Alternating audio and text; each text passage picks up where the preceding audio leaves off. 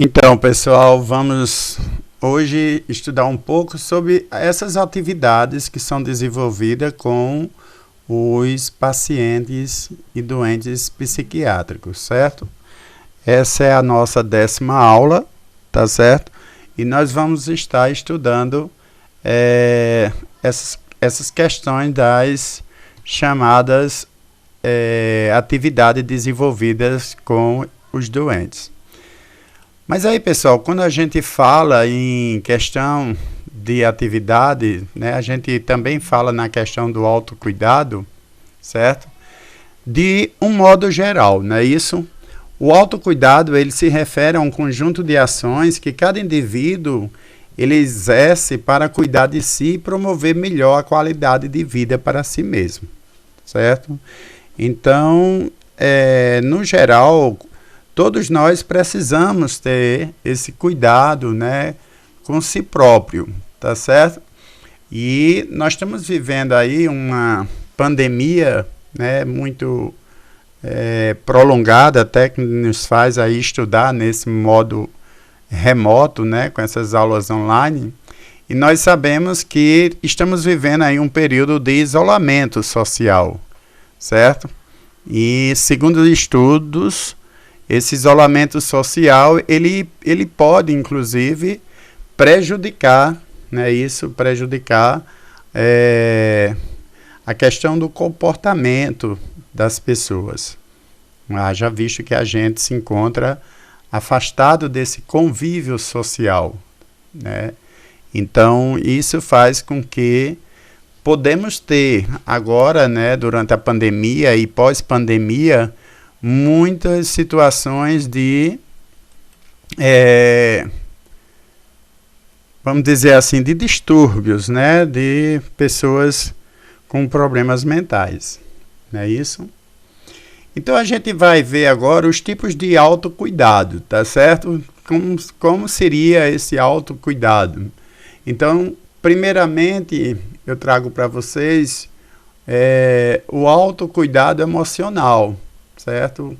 Então, nós temos muitas situações em que vivemos, né, e que muitas vezes precisamos nos deparar com situações, seja de tristeza, de raiva, né, ou sentimentos diversos que de repente faz com que fiquemos tristes, né? E a partir de então precisamos trabalhar nossa mente para aceitar esses tipos de situações que estamos vivendo e seguir em frente, né? Aquela velha situação de dizer assim, a vida continua. Tem também o autocuidado físico, certo? Esse cuidado, né, inclui atividades relacionadas ao corpo. Em outras palavras, fazer algum tipo de exercício, isso vai fazer com que eu tenha esse cuidado com o meu físico, né? Uma vez que muitas pessoas terminam aí tendo distúrbio por não aceitar o seu próprio corpo, né? A gente estudou isso lá na questão dos distúrbios, né, alimentares que nós estudamos durante a disciplina. Também a questão, pessoal, do autocuidado espiritual. Nós somos matéria e espírito, né? E precisamos também cuidar do espírito. Quando eu falei anteriormente, cuidar da parte física, né? Mas a Organização Mundial de Saúde, ela define saúde como um bem-estar social, um bem-estar físico e mental.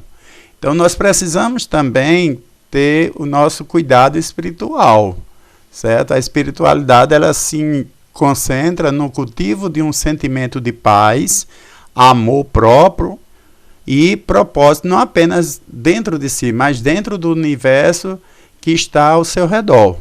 Então é necessário, não é só aquela questão de ir a uma igreja ou uma denominação religiosa, mas nós precisamos ter esse contato com o Deus Supremo através da nossa espiritualidade, da nossa oração.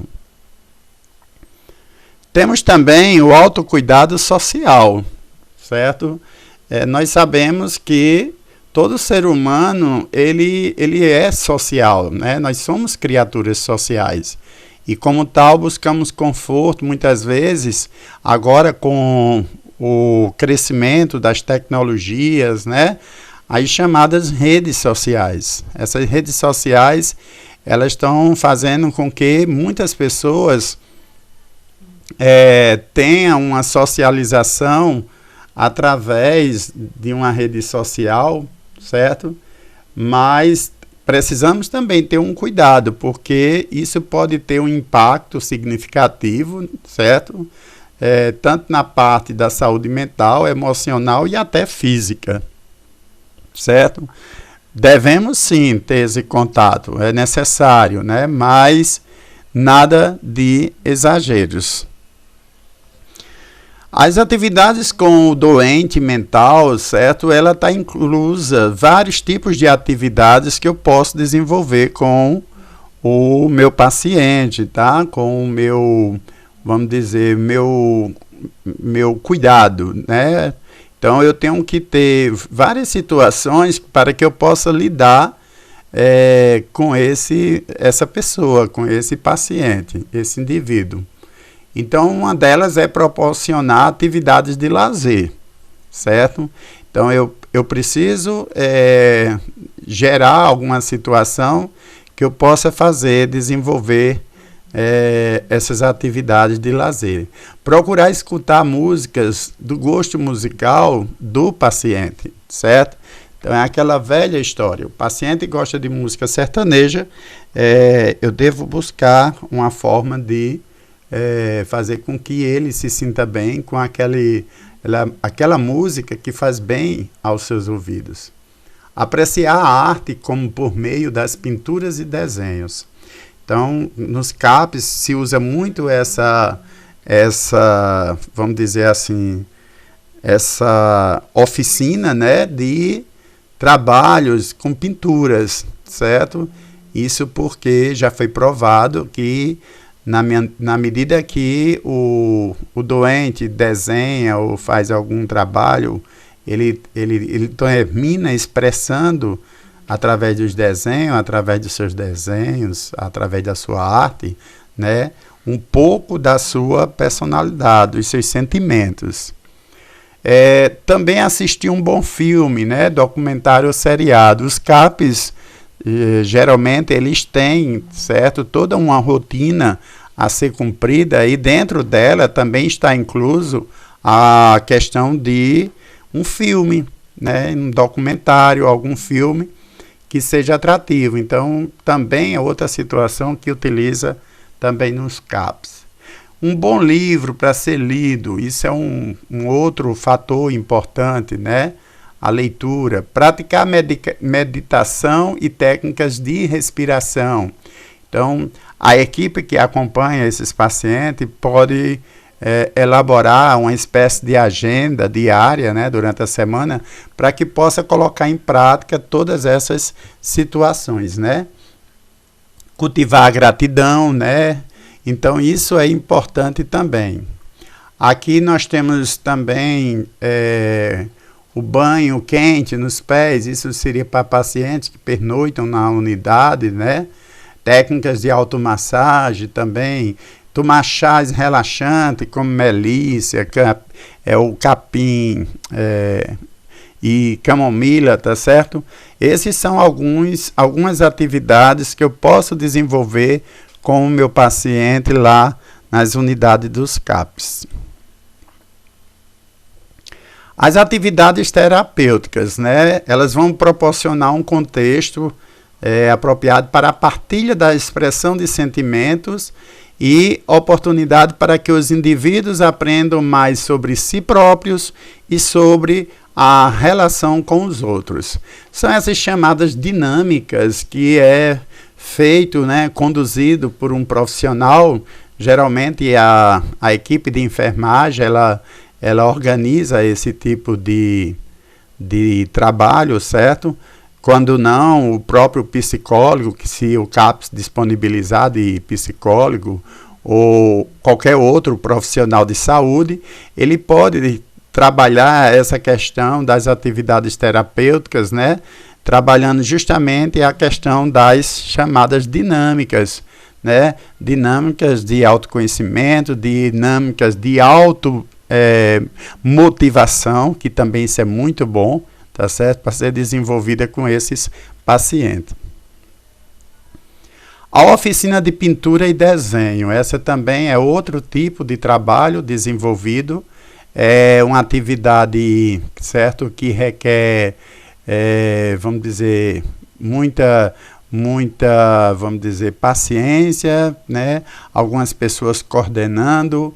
Isso aí é outro tipo de atividade, também é muito bem aceita, muito bem executada nas unidades de tratamento de saúde mental, certo?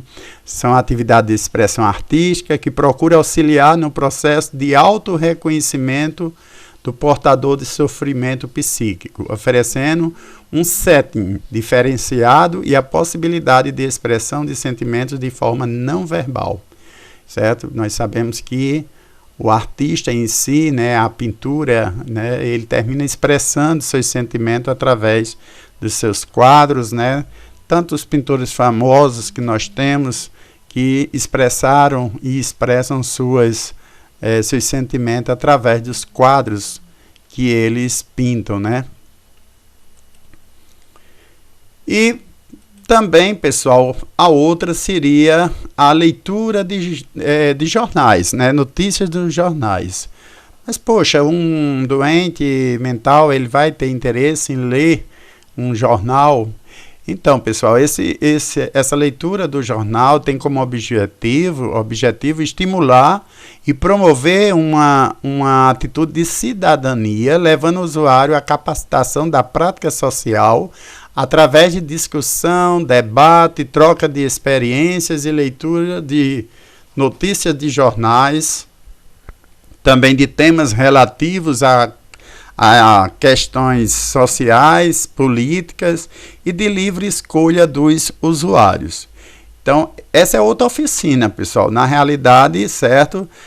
Essa oficina se pega um jornal, entrega para que eles possam ler e a partir daí começa uma discussão sobre determinado assunto, certo? Que está acontecendo em nosso país, em nossa região, certo? E a partir de então inicia-se um debate. Ao mesmo tempo que a gente vai estar estimulando o paciente à leitura, né? Também a partilha, né, daquela informação, a questão da partilha, mas também, principalmente, sobre a questão da cidadania, certo? Turma, basicamente é isso, tá certo? Com essa aula, nós vamos encerrar aí a disciplina de neuropsiquiatria, ok? A gente vai ter aí uma semana para vocês estudarem os conteúdos aplicados, porque a gente vai ter uma avaliação lá no Classroom, que eu vou marcar para vocês a data, tá certo? Mas para isso não vai ser tão rápido, vocês vão ter um tempo aí para poder estudar. E nós vamos, na próxima semana, iniciar a disciplina de ginecologia e obstetrícia.